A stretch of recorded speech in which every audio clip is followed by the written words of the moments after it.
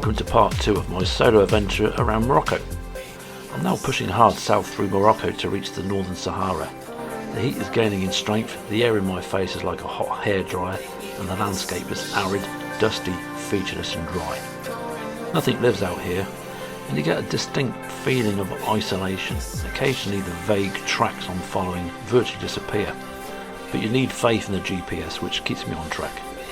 You still find people living out in these parts. One wonders why or how, but they do, and they have adapted into their environment.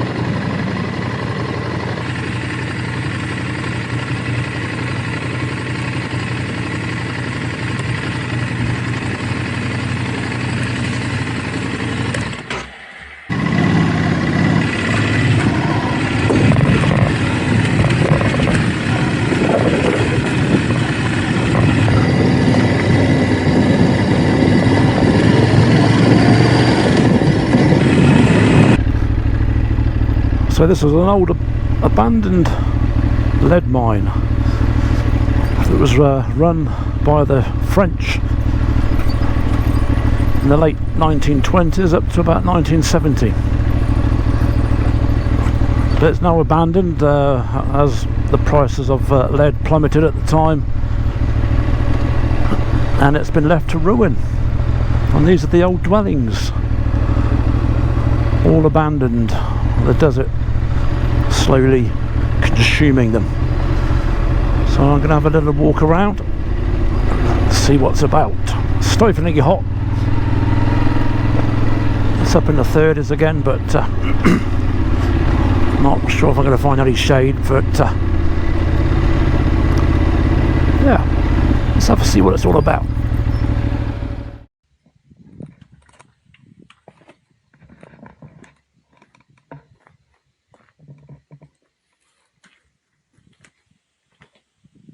Well, as well as I was walking around these ruins, I started to get some awful stomach cramps. The sort of thing you think, okay, it'll pass in a day or so. Little did I know that this tummy bug that I had was going to change the whole course of my trip to pretty much devastating results. Stay tuned into part 3 to see how it panned out.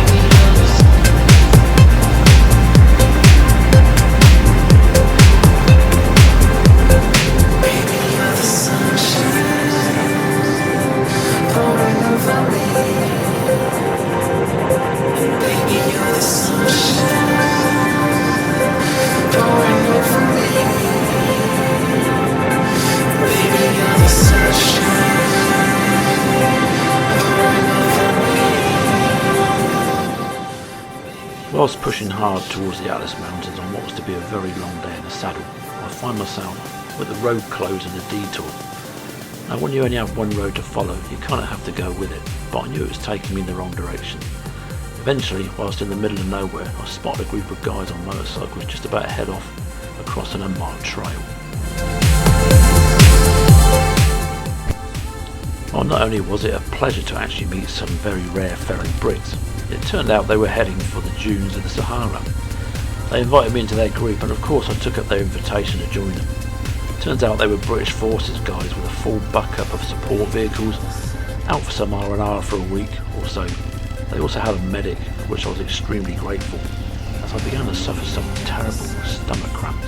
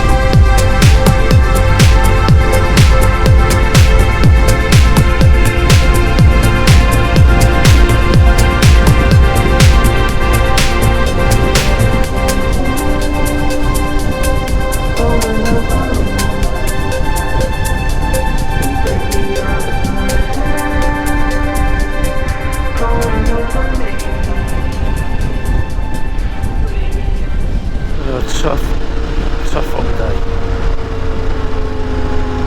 It's absolutely stifling hot. I'm having to wear stiflingly hot motorcycle gear.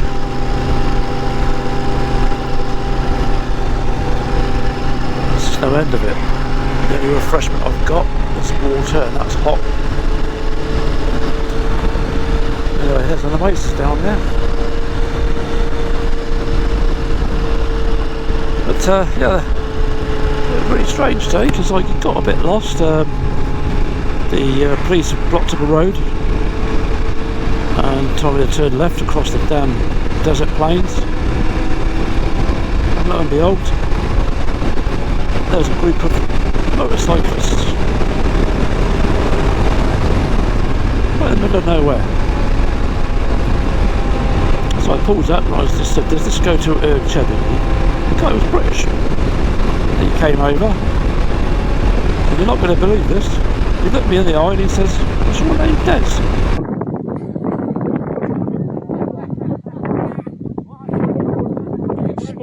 Small world. And here we are in the middle of the damn desert, and I'll meet someone who's had a conversation with me on FaceTime.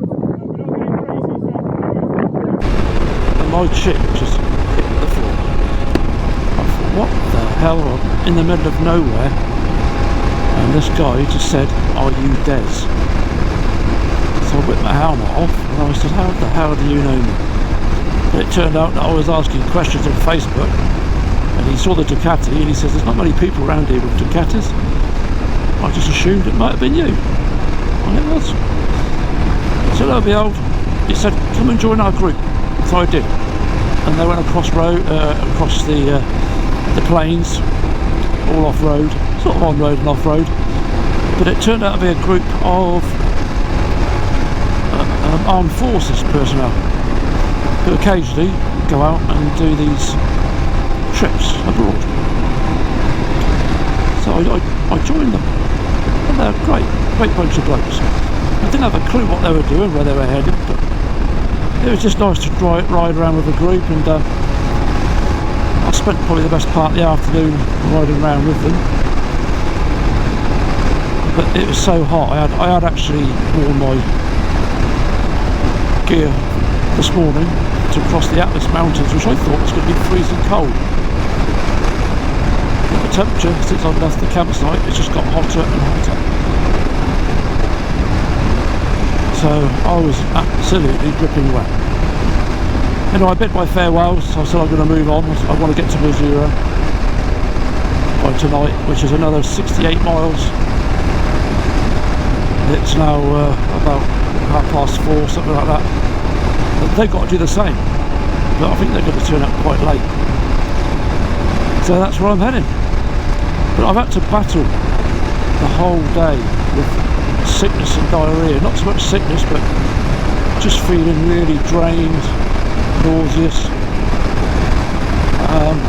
Last night was just ridiculous. I think I counted about 8 trips to the toilet, and I lost count after that. So I am feeling like shit.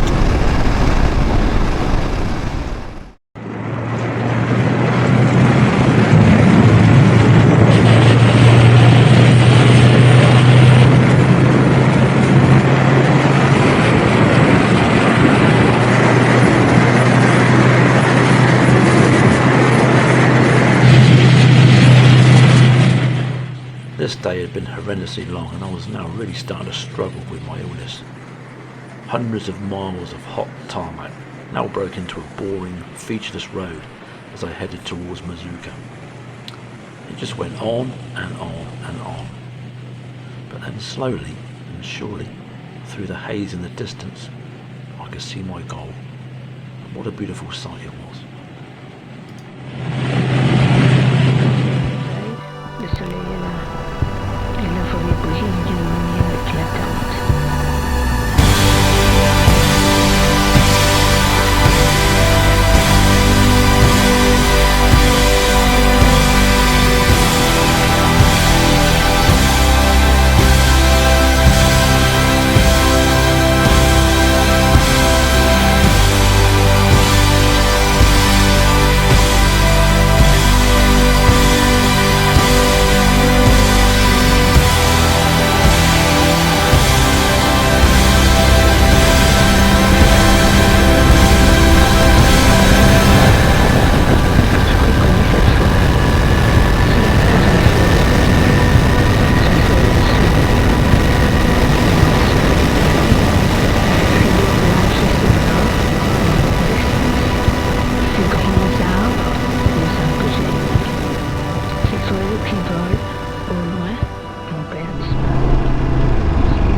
It appears that we've made it. Look at that. The red sand dunes. Oh my god. Gotta go through the gate, haven't we? Gotta go through. Oh, look at that. Yeah, I know it's left. Yeah.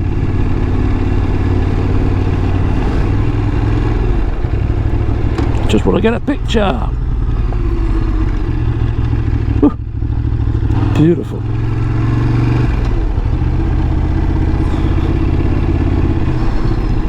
Place itself looks a bit of a dump, but then a lot of these towns do. So I'm going to, well, the sat-nav set to where the soldiers were headed, but I ain't got a clue what I'm going to do tonight. One thing for sure, I'm not sleeping in the desert. It is still 34 degrees and it's 5:30 in the evening. Can't stand it any longer. I need a bit of aircon. Good night's sleep.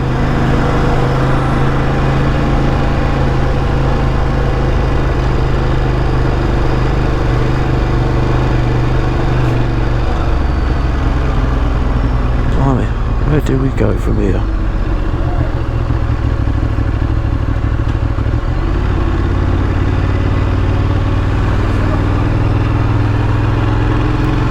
The bike is cooking my inner leg.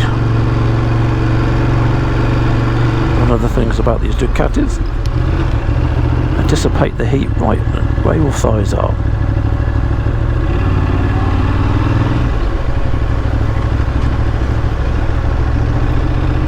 So it's the worst part of the day, as usual. We've got to find somewhere to stay.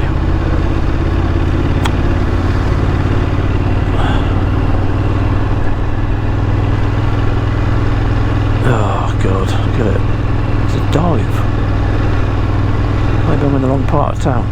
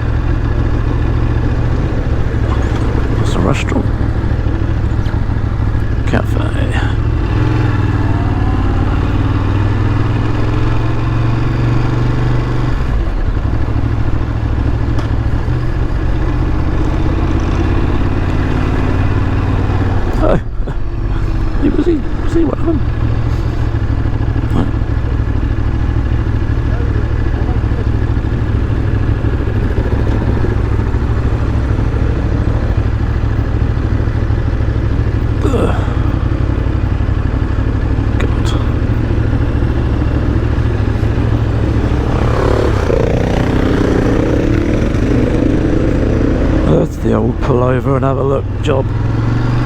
There's got to be some nicer places than that around. Bloody hell. For the bikers, we're heading off to the sand dunes for a little bit of sunset riding.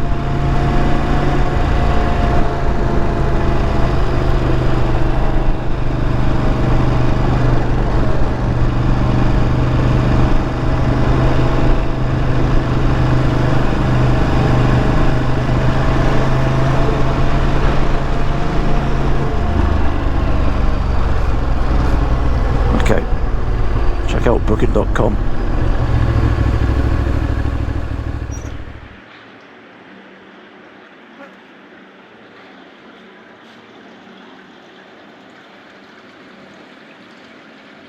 Well, I finally found a motel just outside the town of Merzouga, on the edge of the dunes. The only one that was willing to take a solo rider. The trip south from the Atlas Mountains were unbearably hot. Let me tell you, the aircon in the pool was an absolute lifesaver. But my health was also rapidly going south, as you can probably tell from this rant on the dunes.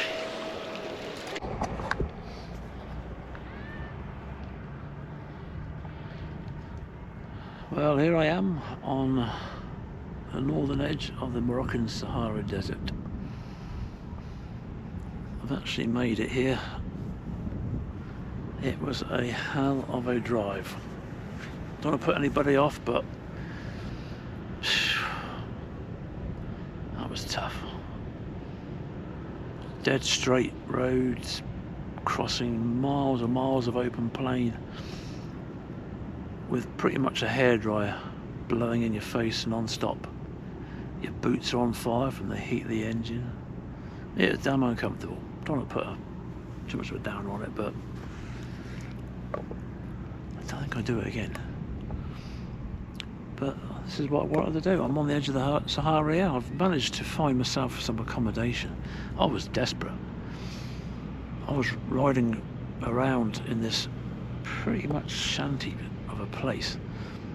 There's a lot of Morocco towns are pretty rough, which, you know, people might like that, but anyway, it's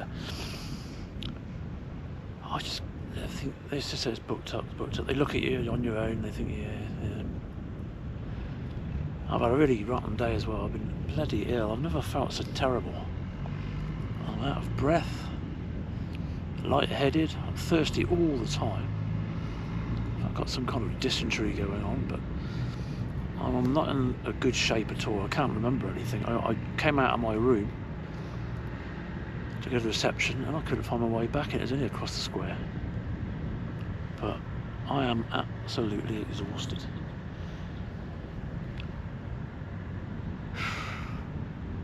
Yeah, I was getting desperate. I thought I'd be pitching up a tent somewhere, but it's nowhere private.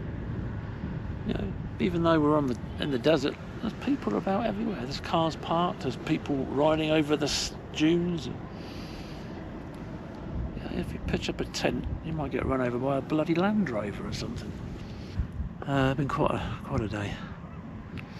I failed to find the army guys that I met up with during in the daytime. They're around here somewhere. There's a whole, about 40 of them all having a campfire, which I was invited to. They said, come and join us, you can camp in the desert with us, but they had great backup. They had a Land Rover that was following them around. That was full of food, and they offered me bags of food and drink, but I just couldn't touch anything. Such was my stomach. I was just scared to eat anything, so give it a miss. But yeah, what a lovely bunch of guys, and a medic lady as well, who gave me some shit pills.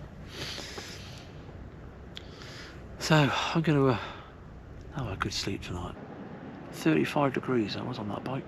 35 degrees. It's killing me, it was. I'm not going to do it again. And I did ride off across the sand, try to find the way to the road, and it really did make me think extra. I can't ride sand. Let alone going across the desert on my own. So I'm going to have a real big evaluate of the whole damn thing. I'm starting to enjoy the tarmac, which is a shame. Because that wasn't the idea, really. The idea was to go off-road. But we'll see how it goes. So I'm signing off now. I'm gonna go and have a shower and get my head down, see what tomorrow brings. Baby, you're the sun.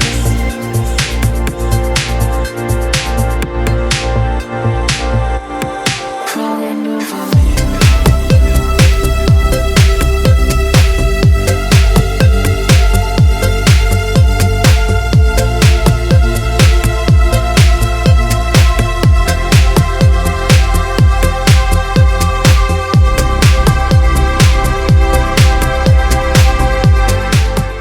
As the day drew to a close, I tried to focus on the very reason I'd actually ridden all the way down here to the desert, to ride the dunes, just like the guys I had seen in the videos. Some failing terribly, but others effortlessly riding the sand with ease.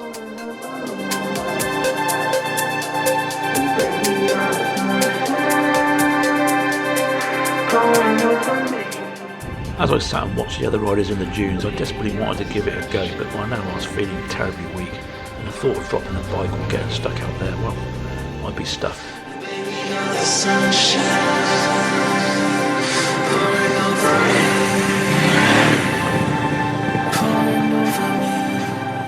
Common sense was telling me no, but I'd spent hours watching endless videos on riding sand. I think I was pretty clued up, and I've always sort of pushed myself beyond my comfort zone. It's in my DNA. So what to do? I had to make a decision.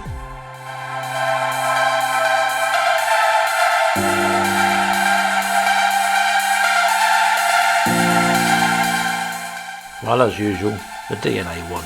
I went for it.